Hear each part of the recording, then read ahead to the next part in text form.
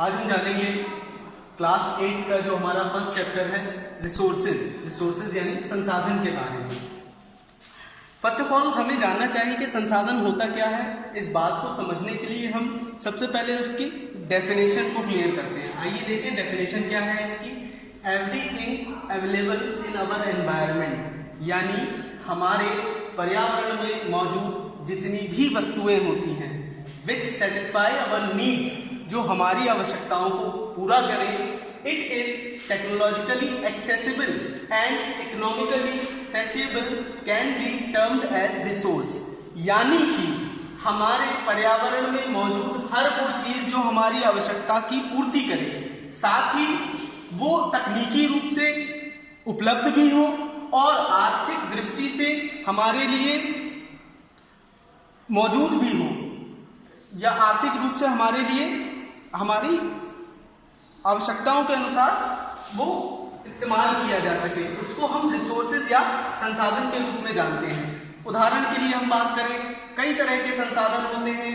अगर हम सामान्य उदाहरणों की बात करें तो चट्टानें हो गई, मिट्टी हो गई, कई तरह के मिनरल्स हो गए, और पेड़ पौधे हैं, इंसान हैं, जीव हैं, ये भी रिसोर्सेज के अंतर्गत ही आते हैं।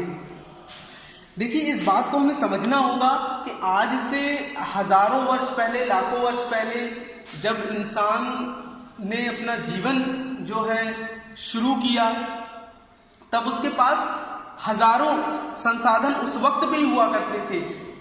समस्या बस यह थी कि उस समय हमारे पास ऐसी तकनीकें नहीं थी कि उन संसाधनों का हम इस्तेमाल कर सकें। हमारे पास उस समय ऐसी व्यवस्थाएं नहीं हुआ करती थी कि उन रिसोर्सेज को हम किस तरह से इस्तेमाल किया जा सके। लेकिन जैसे जैसे समय बीतता गया, नई नई तकनीकें आती गई, उसी के साथ जैसे ही नई टेक्नोलॉजीज आई, उन संसाधनों का भी इस्तेमाल किया जाना शुरू हो गया।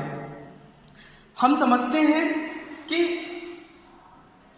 रिसोर्सेज क्या है। अब आइए उनके टाइप्स के बारे में हम जानते हैं कि संसाधन कितने प्रकार के होते हैं।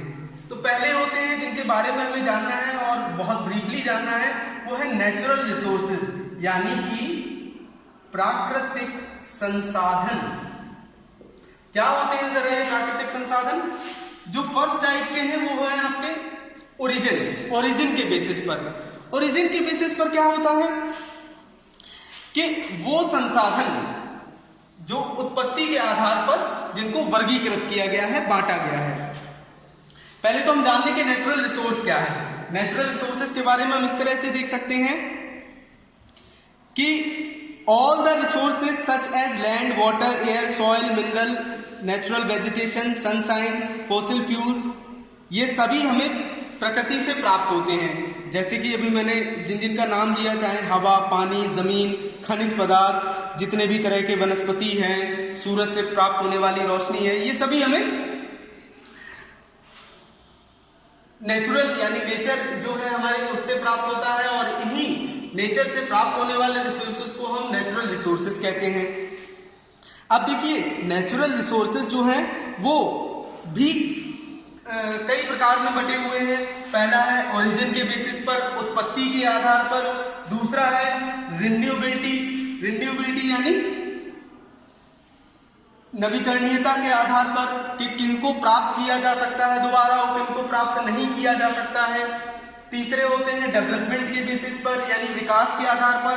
फिर चौथे होते हैं डिस्ट्रीब्यूशन के बेसिस पर। अब इनको भी आगे फर्दर डिवाइड किया गया है।